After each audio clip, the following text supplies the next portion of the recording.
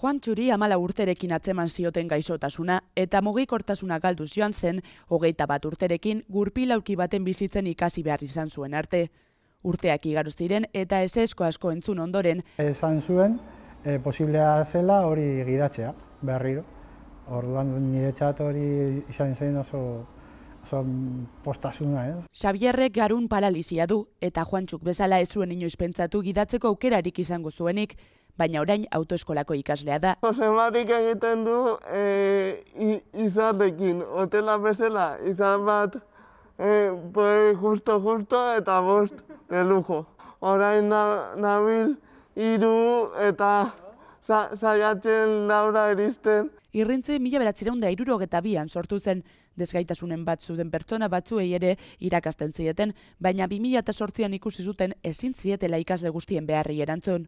Zaila izan zen, Ministerio Industriarekin, homologazioak, guztia zen ezin zela, ez dakiz zer, baina Europan baldin bazen, segatik hemen ez. Batez ere joystick sistemarekin irakasten dute, autoa eskumugimendu bakar batekin maneiatzeko sistemarekin. Edo baita hankarekin ere, kotxe bakoitza neurrira egindako jantzia dela azaldu baitigute. Pertsona guztiek gidatzeko eta horrek dakarren autonomia izateko aukera izan dezaten. Joaten gara urtero hori oporretara eta gidatzen dut nik eta hori. Hori da independentzia osoa, ez? Posiblea da, inork ez du esaten oso erreza dela, baina posiblea da. Erraza ez bada ere, arriskatu eta saiatzeak sarri gauza on ugari ekartzen baititu.